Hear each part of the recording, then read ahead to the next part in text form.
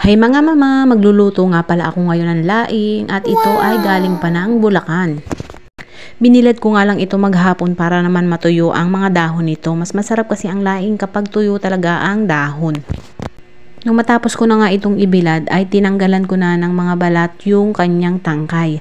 At yung pinakalaman naman ay tinanggalan ko na rin. At yung dahon nito ay hinimay-himay ko na. At hinanda ko na rin itong mga rikadong gagamitin ko, sibuyas, bawang at luya. At meron din pala ako ditong tambakol na pinirito, mas masarap kasi ito sa laing. At isang tip nga pala, kung magluluto kayo ng laing ay pakuluan nyo muna ito sa tubig at itapon nyo yung pinagpakuluan niya. Sa ganito nga pamamaraan ay maiiwasan na makapagluto kayo ng laing na makati. Nung nagisa ko na nga yung sibuyas, bawang at luya ay nilagay ko na rito yung pork chop. Masarap din kasing sahog sa laing ang karne. Naglagay nga rin pala ako rito ng alamang para naman dagdag lasa rin ito sa ating